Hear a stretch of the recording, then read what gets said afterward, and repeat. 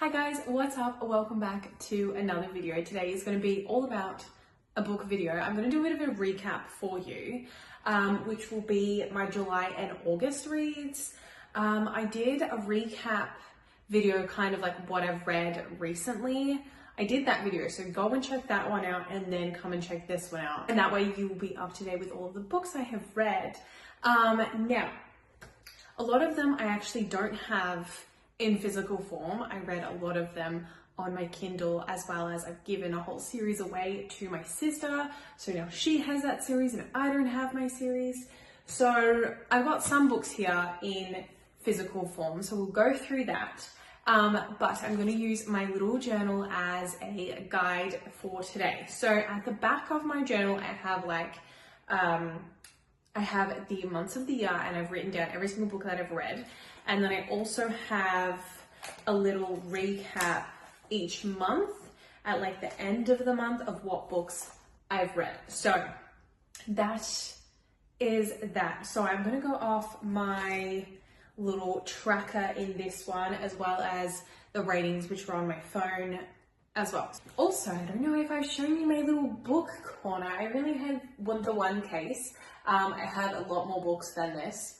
However, they're all in boxes. So I can't really be bothered getting them out because they're either books that I've read or books that I'm not about to read anytime soon. So, and I just love this setup. I've got this cute little candle that my friend gave me. I've got a fake plant hanging there, and I've also got some paintings up the top that I've done. So it's a whole deal. I'll run you through my shelves. So I've got random romance up here. Then I have a few of my series. So I've got like Colleen Hoover books. I've got my Daisy Hates, I've got Emily Henry books, and I've got my Lucy Score books. So that's that bit. And then at the next shelf, I've got all fantasy related books, and then the next ones down are just kind of random. So anyway, without further ado, let's get into this vlog. Okay, so the first book that I have for July, this will be the July one, is What Would Jane Austen Do? No, I don't have this book. I gave it away like immediately because I hated it so much. It sounded cute. It honestly did. I was so excited. It was about this author who's written like these What Would Jane Austen Do articles for her like newspaper. Anyway, thought that was a really cute little concept. And then she moved, some accident thing happened in her family. She moved to the countryside of England, meets a rival author there, and I thought that that was going to be like super duper cute, right? Enemies to lovers kind of thing. It was, but it wasn't. Like, it was terrible, and I hated every minute of that book. And it had so much potential, and I think that's what annoyed me so much about it, was the fact that it did have heaps of potential for this like cute little countryside romance, enemies to lovers. She discovers this thing about her like uncle, so there was a bit of like a mystery in that, but then it just kind of all became about the uncle and the things that he left behind and what she's kind of inherited. Anyway, it was just really weird and really boring, and I gave it like a half star or 1 star, I'm not sure, but yeah, I just couldn't finish it fast enough because I wanted it to end. My next one in July was a Reckless. Oh my gosh, I love these books so much. This whole entire series brings me so much joy. Now, if you're a fan of this series, the first book we had romance and we had a lot of fantasy. The second book we had our backstory, little novella in there. The third book I was, of course, super excited for. However, I will say not that much fantasy, a lot more romance. So that was great. I feel like I kind of picked up on what was going to happen in the end, so I wasn't really surprised when it did happen. Like, I was annoyed that it happened, do not get me wrong, but I wasn't really like surprised that much that, oh, okay, that happened, cool. Does it break my heart? Yes, of course it does. Anyway, but loved that book. It was a 5-star read for me, and I know a lot of you out there were kind of disappointed that it wasn't as much fantasy. but it was a lot of romance. But I think that all of the romance readers out there that have read this series loved the book, and I am definitely a romance reader above anything else. So for me, it was definitely a 5-star, no questions. I did not want to put down. I read it in less than 24 hours. Sad that Mac wasn't in Reckless. That kind of made me a bit sad because I kind of wanted Peyton and him to meet and then to like bond over a dinner. So that would have been nice, but that's okay.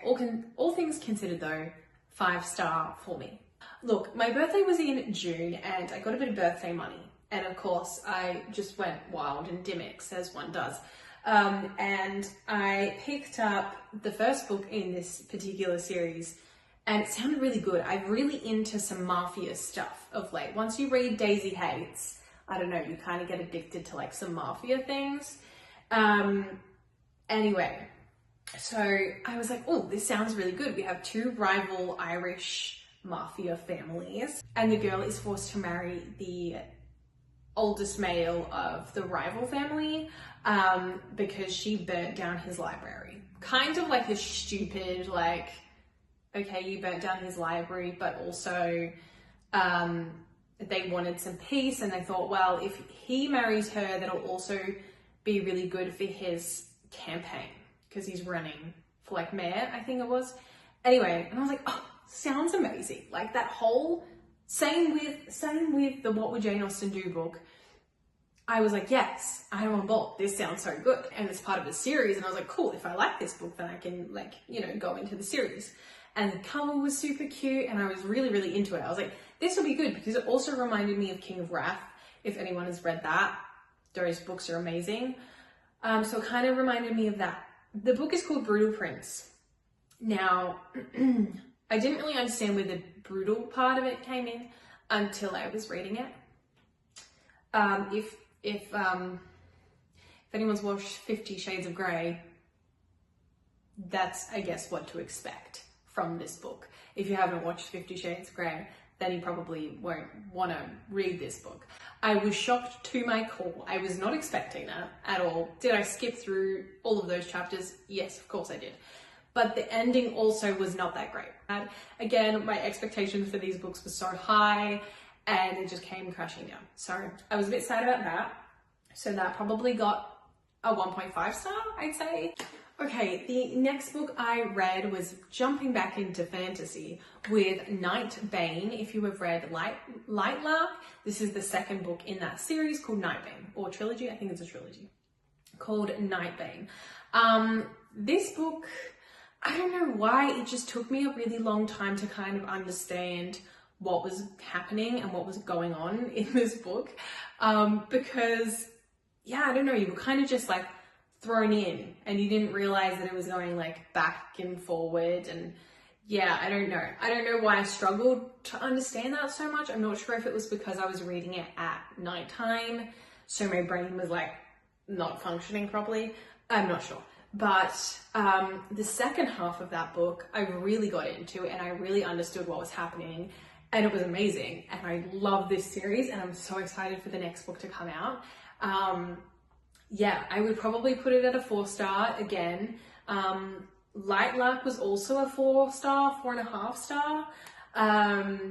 But yeah, Night Bane was really good. I really, really enjoyed it. I love picturing the lands that they're in or the realms that they're in. Yeah, I think it's such a cool series. And if you haven't read Lightlark, I definitely go pick that up. It's such an interesting book. Does remind me of like Hunger Games, Powerless, those kind of books. So if you're into that, it does have a romance element to it as well. And I need romance. I can't just read like fantasy because it would bore me to tears. So I need a little bit of love in those books. Anyway, but yeah, that was a great book. Four stars. One I just realized that I hadn't listed in here, but I definitely read it in July. Was Snow Globe, because this book I also got with birthday money. Which is this one, Snow Globe. This is a dystopian book. I believe it's Japanese, correct me if I'm wrong, but they've actually translated it into English and a whole bunch of other languages as well because it was like highly rated. If you don't know about Snow Globe, this is a young adult dystopian book where basically the entire world is freezing, but inside this dome, which has like a whole bunch of famous people, and they like, it's like a really reality show where they film their lives. Like they're literally on camera 24/7. I'm probably gonna mess up all the names, but this follows Shobham, which is a girl that lives outside of the globe, and then some freak thing happens to her and her life just flips around and she gets to be one of the reality stars in a Snow Globe. But then this other crazy thing happens, and yeah, it was a lot. And as again, I thought it was gonna be just really good because the storyline's really good.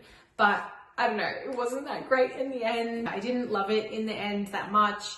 The twist was like, kind of saw that coming after the first time. Yeah, so that was a bit weird.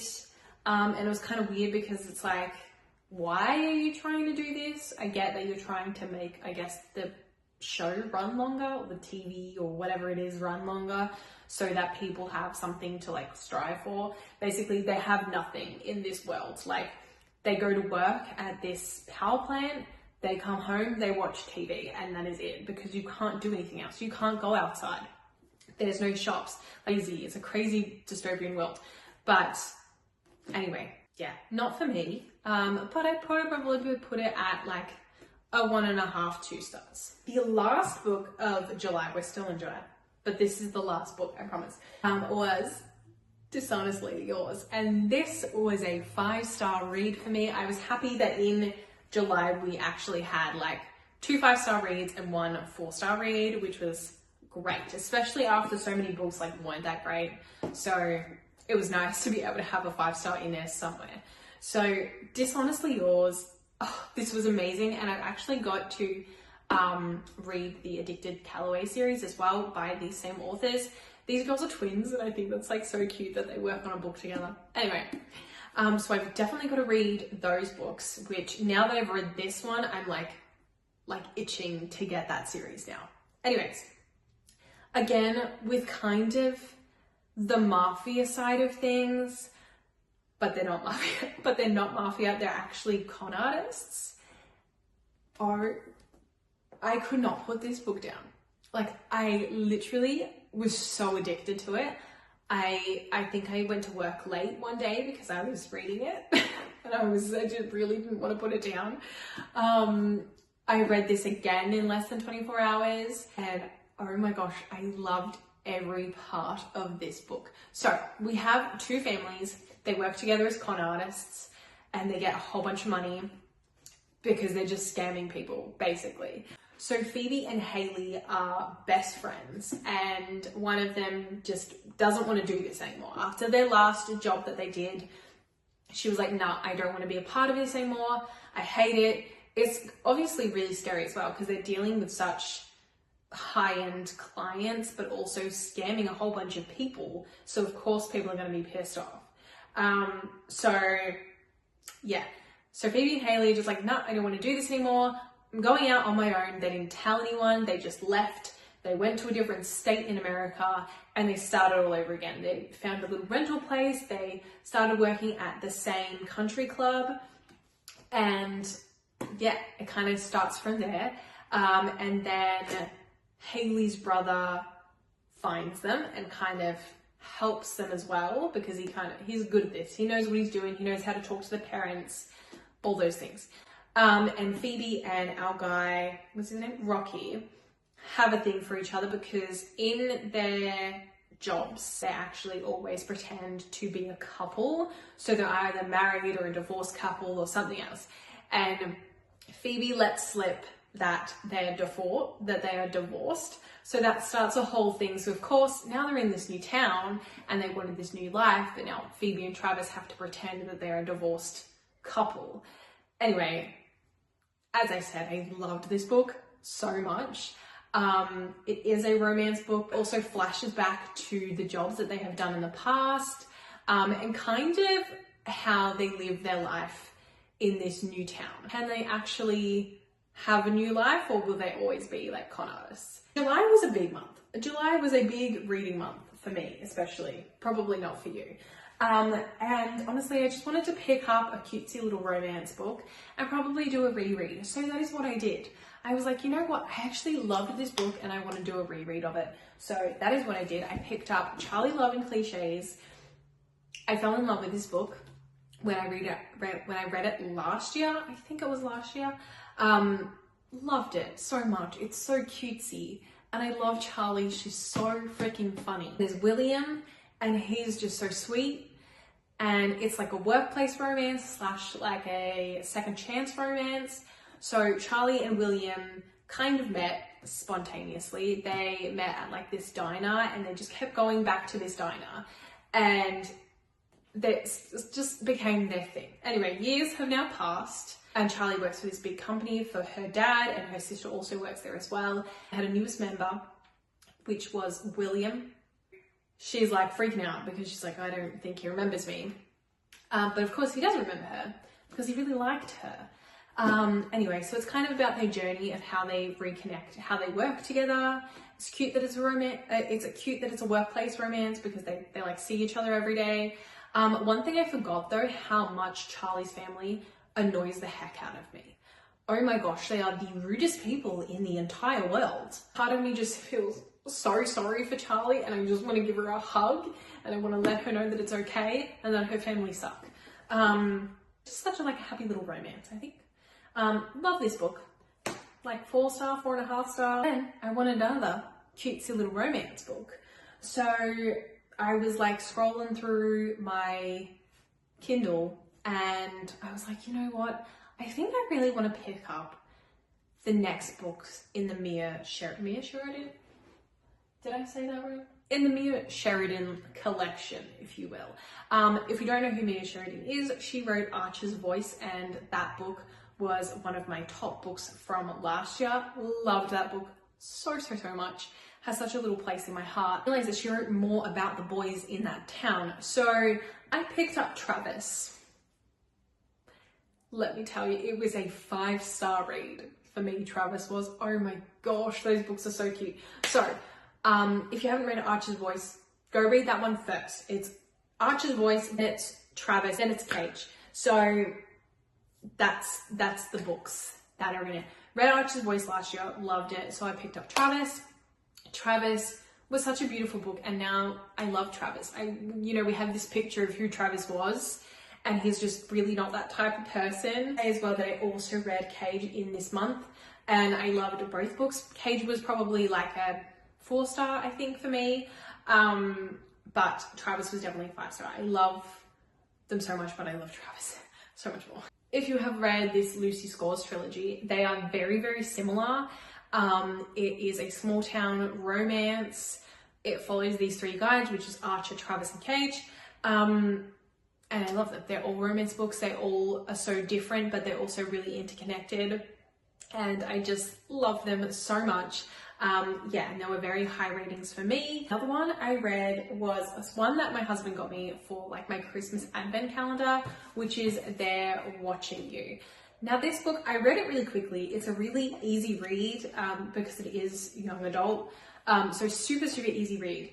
This book is about a secret society. Basically, it follows this girl whose friend went missing, and she has no idea where her friend is, but all she knows is that she spoke about this chess club. And then she starts getting really curious about this chess club that she was really into and like really stressed out about this chess club all the time. She's like, but it's just chess, like chill. Then when her friend goes missing, she starts to snoop around her side of the dorm, finds this invitation, and she starts like questioning it. And then she also starts questioning, like, she's heard about this secret society, but she's like, surely it's not true though, right? So then she goes around her college and starts asking questions. And then because of course she starts asking questions, now like, oh, now we actually have to get her in this society. So again, she's still trying to find her friend. She meets up with the like head of the secret society, gets invited to like the first night. Then she gets like initiated into the secret society, and she has to play along with all their games. So each time they meet up, it's like this big game that they have to do, and something happens, like someone gets poisoned, someone dies, someone, like all this freaky stuff happens. But the big thing is, will she actually find her friend? So it was kind of fun. I did enjoy it. Very interesting, but I'd give it a 3.5, 4 star, just because I wish some other stuff happened in this book. Lucky last but certainly not least, and I'm actually currently reading this book. I picked it up from the op shop a little while ago. It was $3 and I was like, may as well pick it up. Which is Incendiary?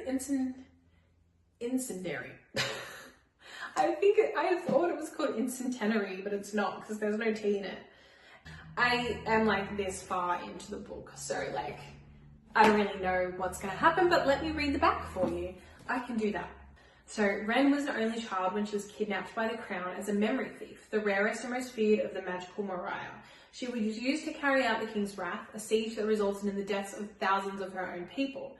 Now Wren is one of the Whispers, a rebel spy working against the Crown. Des, her commander and the boy she's grown to love, is taken captive by the notorious prince. Wren must return to the palace and complete his top secret mission herself. Can she keep her cover, even as she burns for vengeance against the brutal, anemic prince? Her life and the fate of the Moriah depend on it. So, yeah. But I'm kind of enjoying it so far. I like the story. I like where it's going, but yeah, I haven't finished it, so I can't tell you. Hey, that is a wrap on all the books that I read in July and August. I'm excited for September. I'm not sure what I am gonna, actually, no, I am 100% know that I'm gonna start that Addicted Callaway series. Thank you so much for tuning in to the video. I hope that maybe I got you some ideas on books to read and books to maybe avoid. But overall, I hope that you keep reading, because reading's fun and I love reading. Anyway, till next time guys, see you all.